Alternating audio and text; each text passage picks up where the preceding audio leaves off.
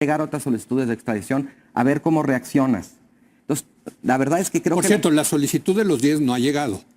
La de Rocha ya llegó. La extradición. La de Rocha sí No, está. no, llegó la de detención. Fue una solicitud de detención. Pero no hay una solicitud. No, todavía no. O sea, los siguientes tienen 60 días Okay, bueno. para presentar la de extradición. Ese es un tecnicismo, pero ok. No, no, Está digo, bien. ¿En qué momento sucedió la degradación de Estados Unidos como país? Sí. Haciendo honor a este libro de Mario Vargas Llosa. Sí. Conversaciones ¿Cuándo en se la jodió catedral? Estados Unidos? ¿Cuándo se Conversaciones jodió en la Estados catedral, Unidos? sí. Y acá los cuatro en mayor o menor medida coincidieron al hablar de un país polarizado, de un país cuyas grandes mayorías piensan que es legítimo imponer sus causas a través del poder mediático, judicial, político y a través de la violencia incluso. Se hablaba de un país cuya mitad piensa que el país se encuentra sometido a la otra mitad del país. Sí. Se habló con mucha... Que está apretando recio, ¿no? Pero bueno, este es el vecino que nos tocó. Esas cosas son como principio de realidad. O sea, esto está ocurriendo independientemente de que te guste o no, independientemente de cuál sea tu voluntad, México. O sea, ahora sí que, dicho a la mexicana, con estos bueyes hay que arar. Esto es lo que tenemos. Un acuerdo con Estados Unidos en materia de seguridad. Déjame preguntarte, Eduardo, esto que menciona Vanessa. ¿Tú qué tanto ves que sí hay un trasfondo político en todo este tema de las acusaciones? Por cierto, de una fiscalía, porque la presidenta dice es un departamento, no es una de las fiscalías, quizá la más importante de federal que hay, que es la del sur de Manhattan. O sea, sí, históricamente es una fiscalía donde se hacen y se deshacen carreras jurídicas y políticas en Estados Unidos, ¿no? Yo coincido con Vanessa en que los gringos le van a sacar raja política a todo esto y van a buscarlo. Gandaya, pues es el gandaya que tenemos allá arriba en el país con el que estamos metiendo toda la carne al asador para tratar de salvar nuestro acuerdo comercial, a donde hemos outsourceado nuestra justicia penal. O sea, estamos amarrados con ese señor. El resto del mundo sale corriendo de él, mientras México, en una situación como de realismo trágico, de no tener alternativa, dice, no, pues yo de aquí soy y con ese señor me tengo que entender. Entonces, mi pregunta sería, si va... Ese juicio que hacemos de forma tan natural cuando solo hablamos de Washington, cuando hablamos exclusivamente de Estados Unidos, para entender la reacción del gobierno mexicano.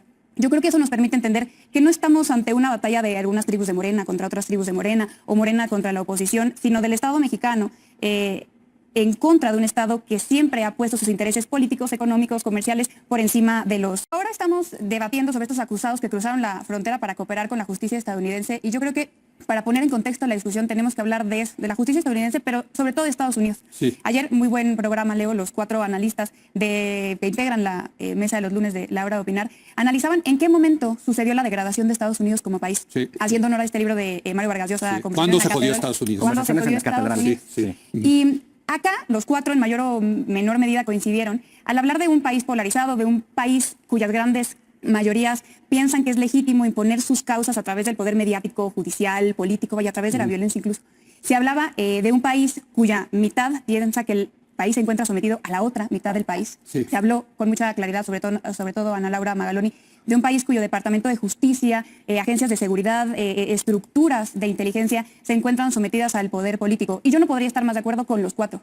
Es que eso es Estados Unidos. Y lo que me parece más curioso es cómo nos parece muy sencillo formular estos juicios cuando solo hablamos de Estados Unidos, cuando hablamos exclusivamente de Washington. Ahí sí nos parece muy claro su degradación política, su debilitamiento democrático, el uso político de las instituciones, la instrumentalización De las las de mismas. justicia, ¿no? De justicia, de seguridad, Sí. de inteligencia, Sí. hoy vemos de todas.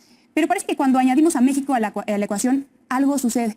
Y entonces sí pensamos que sus instituciones de justicia son objetivas, son racionales, son impunes, no son utilizadas por el poder político. Y la realidad es que las dos cosas no pueden ser ciertas al mismo tiempo. Y lo que estoy diciendo no lo digo para avanzar de ninguna manera que Rocha y compañía sean inocentes. Sí. Pienso personalmente todo lo contrario. Creo que si hace como pato, camina como pato, y harás nada como pato, Sí. seguramente será un pato. Lo que digo es que tenemos que atender ese juicio que hacemos de forma tan natural cuando solo hablamos de Washington, cuando hablamos exclusivamente de Estados Unidos, para entender la reacción del gobierno mexicano.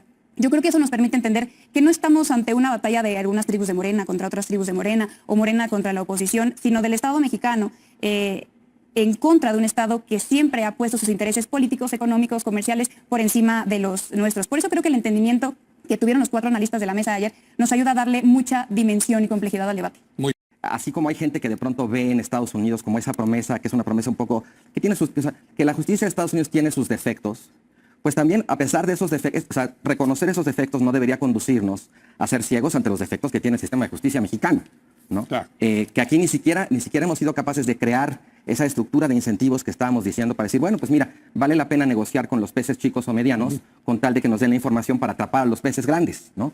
Que sí existe en la legislación. Pero casi no se usa. Criterio de ¿no? oportunidad. Y está el criterio de oportunidad también. Hemos visto que incluso en México las veces que se ha utilizado, Sí, se usaba. ha utilizado de maneras Políticas. muy cuestionables, ¿no? O sea, la verdad es que sí, desde luego Estados Unidos está atravesando por un momento especial, vamos a decir.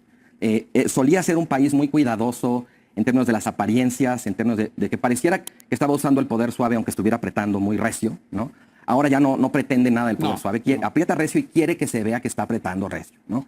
Pero bueno, este es el vecino que nos tocó, esas cosas que son como principio de realidad. O sea, esto está ocurriendo independientemente de que te guste o no, independientemente de cuál sea tu voluntad, México. Pues ahora sí que, dicho a la mexicana, con estos bueyes hay que arar. Esto es lo que tenemos. Y por mucho tiempo, pues la presidenta parecía, incluso se le elogiaba constantemente, como que estaba domando a Trump, que había logrado domesticarlo, que la cabeza fría, ¿no?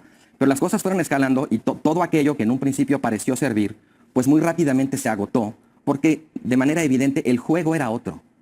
Y en este momento, cuando estamos empezando a ver cuáles eran las cartas del juego que Estados Unidos empezó a jugar, cuando, por ejemplo, decidió nombrar las organizaciones criminales, organizaciones terroristas, o sea, eso fue un escalamiento, digamos, de la gravedad de la situación, que yo no estoy seguro que México le haya dado el golpe a lo que eso representa. Ahorita se lo estamos empezando a dar, pero ya vamos muy tarde.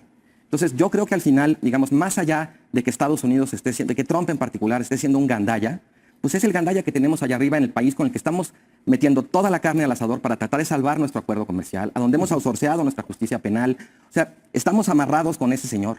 El resto del mundo sale corriendo de él, mientras México, en una situación como de realismo trágico, de no tener alternativa, dice, no, pues yo de aquí soy y con ese señor me tengo que entender. Entonces, mi pregunta sería si vale la pena seguir insistiendo en que hay otra posibilidad deseable y viable en términos de resultados, que no sea llegar a un acuerdo con Estados Unidos en materia de seguridad. Déjame preguntarte, Eduardo, esto que menciona Vanessa.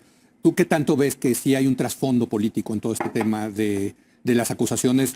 Por cierto, de una fiscalía, porque la presidenta dice es un departamento, no es una de las fiscalías, quizá la más importante de federal que hay, que es la del sur de Manhattan. O sea, sí, históricamente es una fiscalía donde se hacen y se deshacen carreras jurídicas y políticas en Estados Unidos, ¿no? Yo coincido con Vanessa en que los gringos le van a sacar raja política a todo esto y van a buscarlo.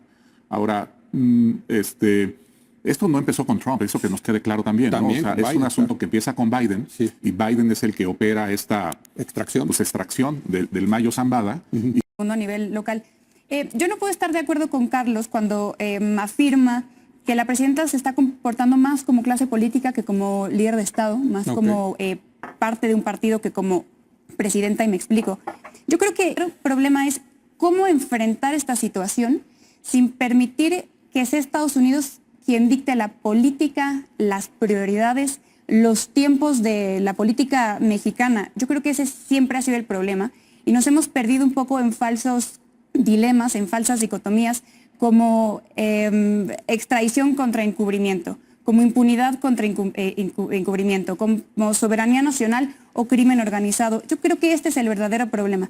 Por un lado, la presidenta no puede mostrar que permite la impunidad dentro del país, dentro de su propio partido con Rocha, y por el otro lado, tienes a un país que te está dictando con absoluta claridad los tiempos de tu política interna. Entonces yo creo que si entendemos bien... Con esos esa bueyes espada, hay que arrear, ¿no? pero si entendemos que esas son las dos dicotomías, y esa es la espada y esa es la pared, entendemos mucho mejor qué está haciendo el gobierno mexicano y por qué está actuando como actúa la presidenta. Carlos. Yo creo que la presidenta está atrapada entre la espada de las presiones de Trump y la pared de la narcopolítica en México. Su posición es increíblemente complicada en ese sentido, pero yo creo que ella eventualmente va a tener que tomar una decisión. O sea, la política de ganar tiempo y hacer control de daños ya agotó su funcionalidad, ya le dio lo que le podía dar. Aquí ya estamos en otro juego, la escala es mucho mayor. Y yo creo que en la medida en que el dilema deje de plantearse justo como injerencia versus soberanía, la presidenta quizás esté en condiciones como de tomar mejores decisiones hacia adelante.